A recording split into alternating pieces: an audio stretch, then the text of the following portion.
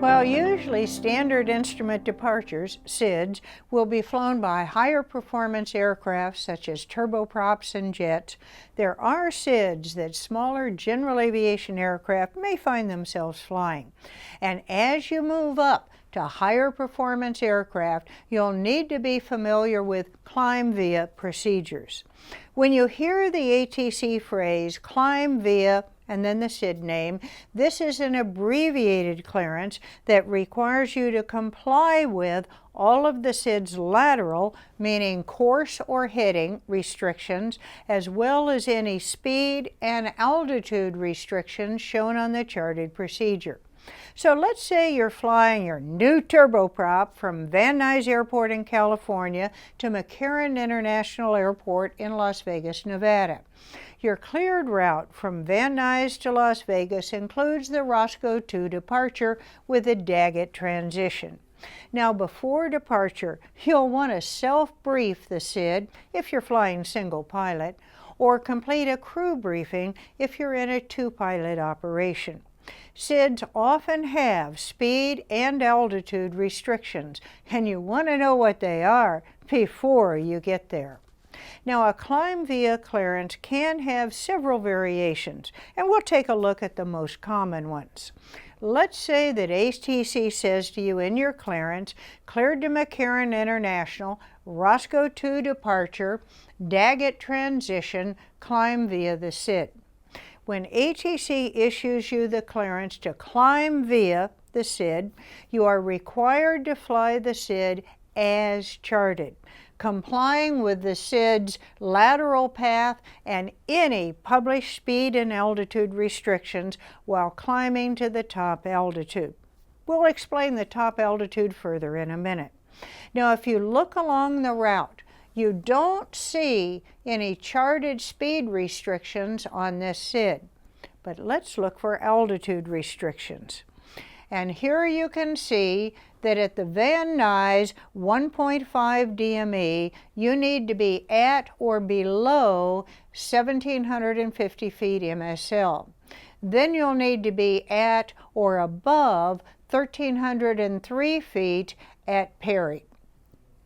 After departing Perry on a heading of 110 degrees, you can expect radar vectors to BSHO, which you'll need to cross at or above 5,300 feet.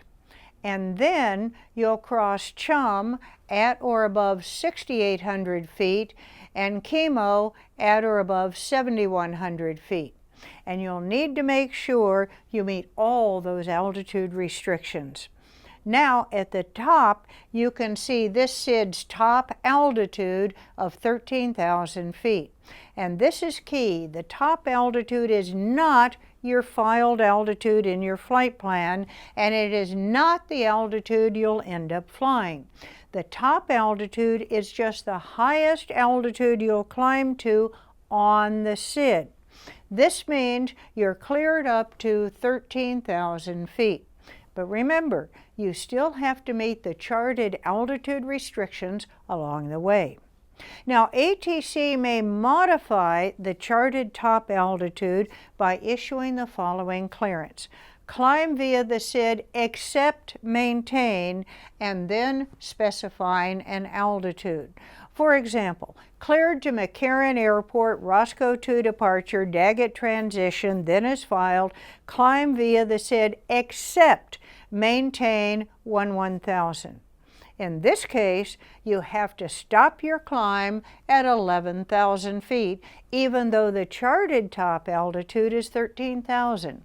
And again, you still have to meet the charted altitude restrictions along the way.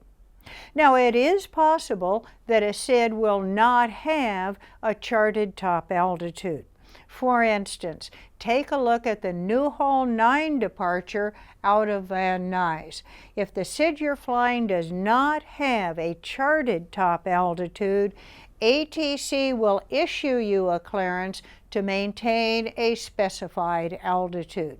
Your ATC clearance might sound like this: cleared to McCarran Airport via the Newhall 9 departure, Daggett transition, then as filed, climb via the SID, maintain 14,000.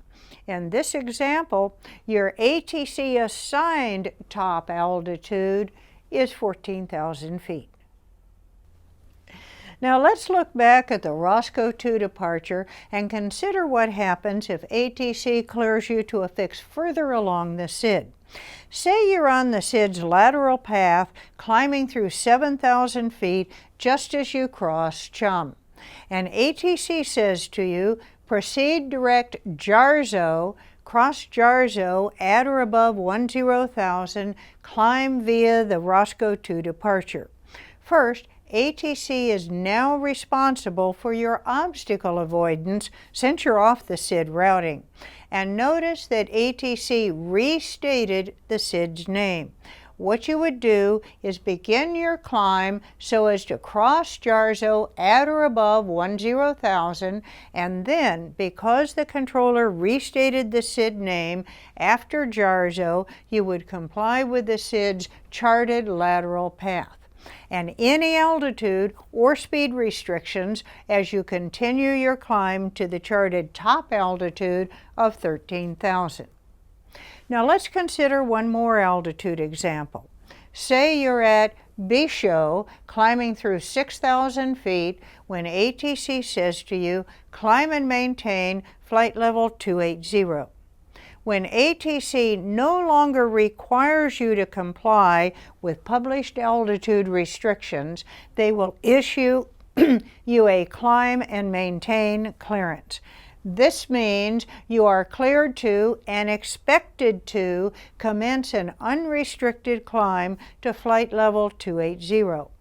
All charted altitude restrictions are canceled, but not the speed restrictions, if any are shown. They still apply. Let's see how that works with a different example. Say you've lost all your money in Vegas and you just want out of there. You want out of town. So you're now on the STAV 8 departure out of McCarran International. Looking ahead, you see this line above the 220K at Battis. This means you must cross Battis at 220 knots indicated airspeed or less. Now, if you were here at Thomas and were climbing through 5,000 feet and ATC says to you, climb and maintain flight level 210, this means you are cleared and expected to commence an unrestricted climb while maintaining the SID's lateral path to flight level 210. All the charted altitude restrictions have been canceled, but the speed restriction at Battis is not canceled.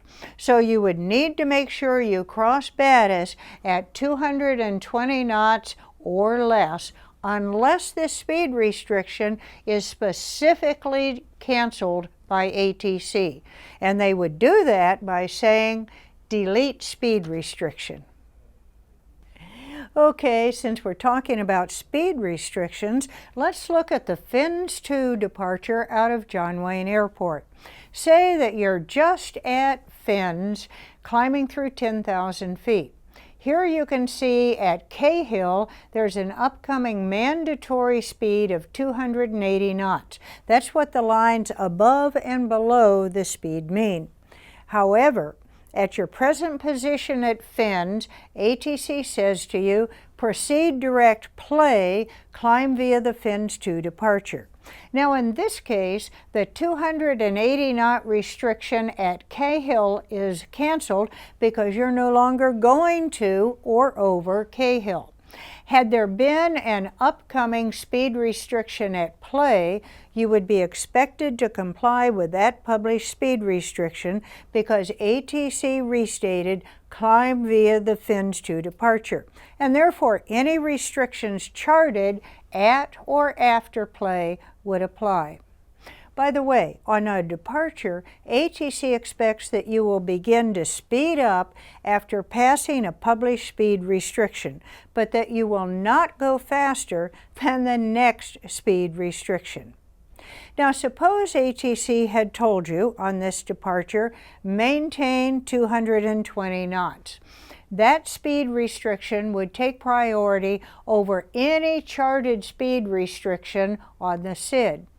But if ATC later says to you, climb via the SID, that cancels any speed restrictions that ATC issued unless they specifically restate the speed restriction.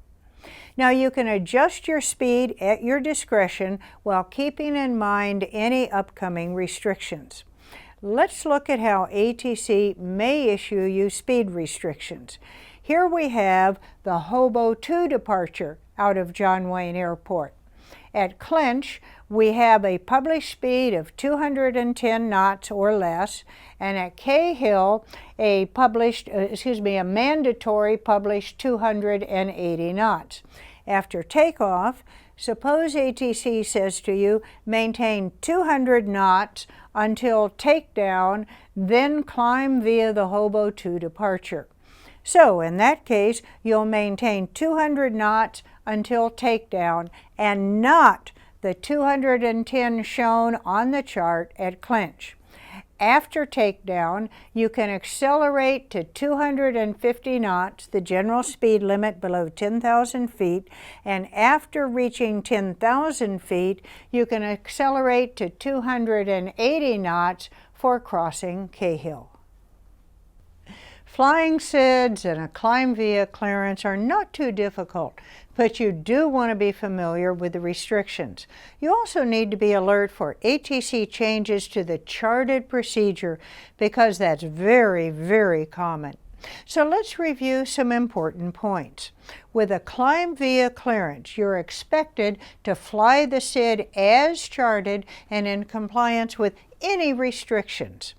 A charted top altitude is as high as you'll go on the SID, but it is not your filed altitude.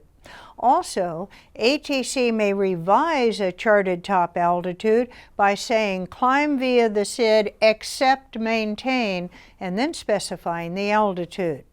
And on SIDs that do not have a charted top altitude, ATC will assign you one.